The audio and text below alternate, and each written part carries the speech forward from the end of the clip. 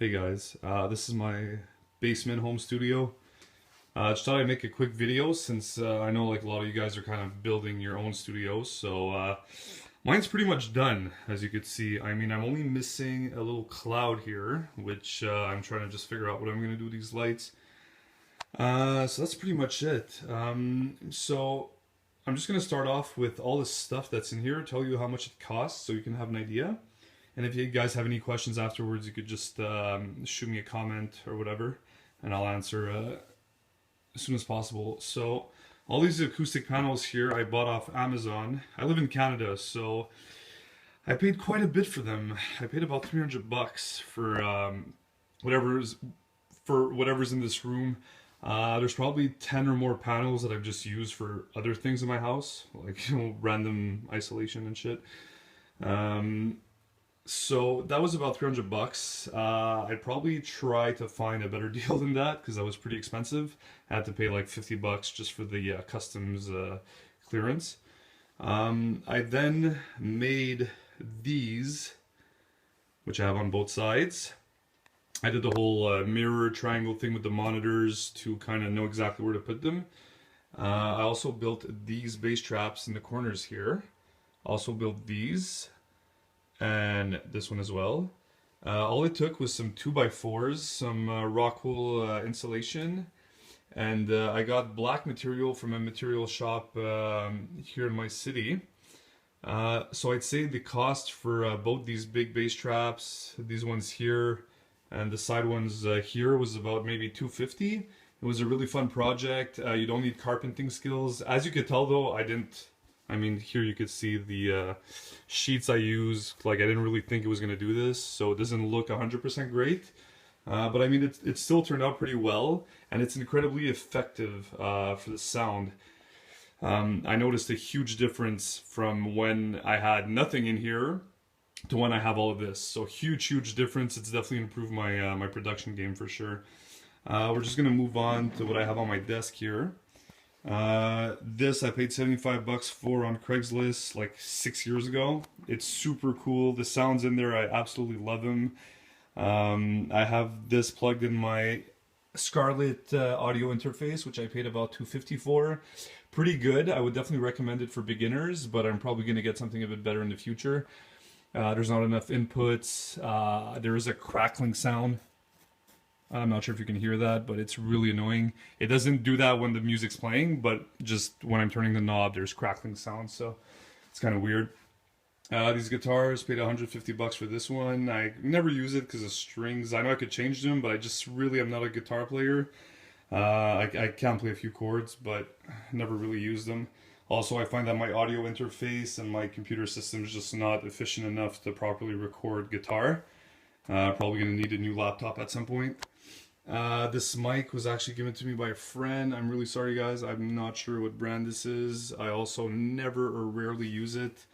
I have a bunch of cables here. As you could tell, everything's nice and neat. So if ever I do use them, I know where it is. I bought this desk here off Craigslist for a steal. I paid 100 bucks for it. It's absolutely fucking brilliant. I do have some concerns that there might be a bit too much reflection coming off the sides here, but so far so good. Let's move on to the fun stuff. I got two 26-inch LED or LCD, I'm not even sure, but they're fucking high def and they look amazing. Paid 220 each. They've also made a huge difference in my production game because it's just the workflow's a million times better. I highly recommend getting double monitors for anybody making music. This I paid like 30 bucks for this wireless keyboard and mouse set. It's been a year. It has worked perfectly. I changed the batteries maybe once. Here's my M Audio, what's this called again? Oxygen 49.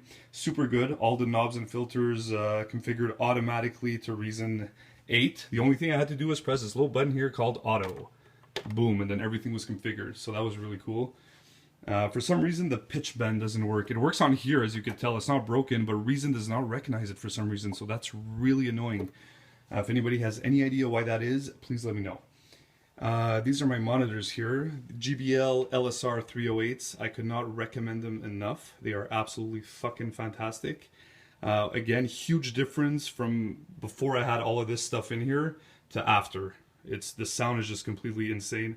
I have people sit in the middle here and they can't believe how amazing the sound is. I can only imagine like what it's like in actual professional studios, right?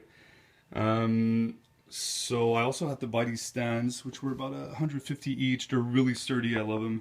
The monitors themselves were about 389 each.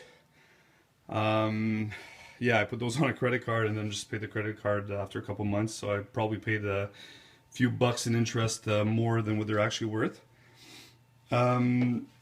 Here's my audio interfaces. This desk is really simple, by the way, guys. Nothing's underneath. I had to build this little thing here. Very simple to put these two modules there. They fit in nicely. Everything looks nice and clean. For anybody wondering how I got my MIDI controller to stand there like that, I'm super lucky. My old desk actually fucking fit perfectly under here with the keyboard part there. So that was just a stroke of luck, I guess. Because there's nothing under this desk. It's really only 4 pieces, both sides, the back and the top. Here, this is actually the grill from my old desk, the support kind of beam, I guess. These are 2 old speakers turned upside down that don't work anymore. Well, they probably do, but I'm never going to use them. So that's how all this is mounted on there. Now in the back here, I'm not sure you can see, but I have my trusty laptop right there. We can't really see anything, but the laptop's just there. I never remove it because everything's plugged into it, right? So it would be kind of annoying to just remove it all the time and put it back. All the wires are, I guess, well, we can't see shit, so I won't even bother with that. But everything's kind of nice and neat back there. There's not too much anyways. I do have a USB port here for any type of USB things I need to plug in there. So that's pretty much it. And I mean, if you guys have any questions or anything at all, or comments, if you see things that I could possibly improve, just let me know. And I just made this video because I know a lot of guys are just wondering where and how to place all this stuff. There's a lot of YouTube tutorials that tells you basically where you need to place this stuff and like why. And that's pretty much it. There's also a book called The Secrets of Mixing, I believe. I'll link it if you guys are interested, but it's super good. It explains all of the home mixing basics. So it'll definitely improve my game a bit. And that's it. You guys let me know if you have any questions. Take care.